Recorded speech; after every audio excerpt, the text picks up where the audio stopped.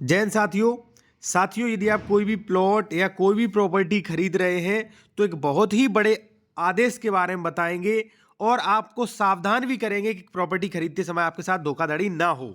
इस नियम के बारे में, ठीक है साथियों, कि प्लॉट जमीन का दाखिल खारिज नहीं होगा। ये पूरा मैंने आदेश आपके लिए यहाँ पे निकाल के रखा है, डेमो, ठीक है, क्योंकि कई व्यक्तियों के साथ ये फ्रॉड हो रहे हैं और इस प्रकार के आदेश जो है वो कोर्ट द्वारा दिए जा रहे हैं।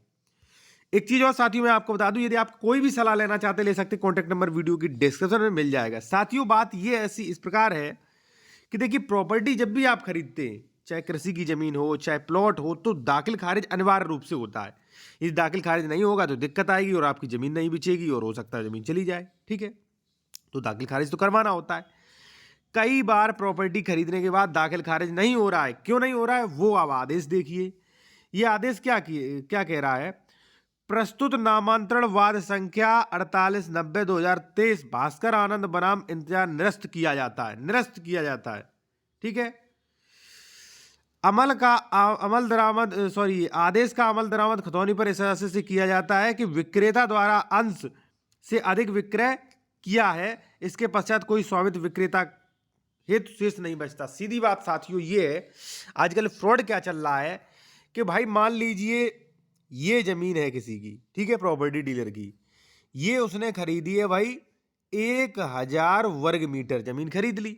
अब उसने प्लॉटिंग करना शुरू कर दिया और उसने प्लॉटिंग कर करके उसने बेच दी ये 1100 वर्ग मीटर जमीन। तो भाई ये बताइए आप, 1000 वर्ग मीटर जमीन खरीदी थी, 1100 बेच दी, तो लास्ट वाला जो है 100 उसका दाखिल खारिज नहीं होगा। क्योंकि अब देखिए यहाँ पे आप, ठीक है, यहाँ आप देखिए कि बहुत बहुत लोगों का इस प्रकार से दाखिल खारिज नहीं हो रहा है और प्रॉपर्टी डीलर फ्रॉड कर रहे हैं, ठीक है। देखिए यहाँ पे लिखा है कि विक्रेता द्वारा अपने अंश से अधिक विक्रय कर दिया है। मान लीजिए भाई आपका है 1 बीघा, आपने बेच दिया 1.25 बीघा, 1.5 बीघा बेच दिया, तो आधा बीघे का कैसे भाई दाखिल खारिज हो जाएगा? होगा ही नहीं।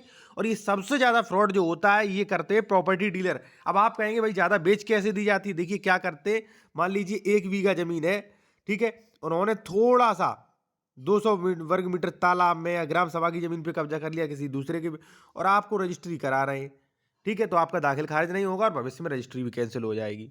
साथियों एक चीज मैं आपको और बता दूं कि यदि आप उत्तर प्रदेश से हैं, ठीक है, कोई भी जमीन परचेज करना चाह रहे हैं, उत्तर प्रदेश में कोई प्लॉट खरीद रहे हैं, कोई आप मान लीजिए खेती की जमीन खरीद रहे हैं, और आपको अपने डॉक्यूमेंट्स चेक करवाने हैं कि इस प्रकार का फ्रॉड ना हो जाए, कहीं डबल रजिस्ट्री ना हो जाए, कहीं अंश से ज़्यादा ना बेच दिया जाए, या मान लीजिए ज़मीन ट्रांसफरेबल राइट वाली है कि नहीं, ज़मीन पे लोन है कि नहीं, ये सारी चीज़ें वेरिफिकेशन करवा सकते हैं आप। कॉन्टैक्ट नंबर हमारा वीडियो की डिस्क्रिप्शन में दिया गया है, ठीक है साथियों। तो इस प्रकार के फ्रॉड से बचें। मेरे द्वारा इस चैनल पे कई मान लीजिए वीडियो बनाए जाते हैं भाई इसी प्रकार के फ्रॉड के लिए, तो आप उनसे बचते रहें।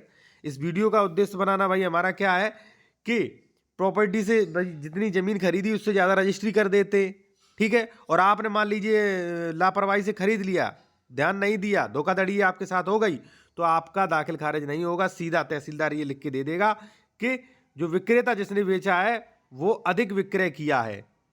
तो जब विक्रेता का स्वामित्व ही नहीं बचता है तो भाई आपको कैसे मिलेगा? ठीक है, तो सीधी बात यह है साथियों। इसलिए प्रॉपर्टी खरीदते समय आपको बहुत चीजें ध्यान में रखनी है, ठीक है।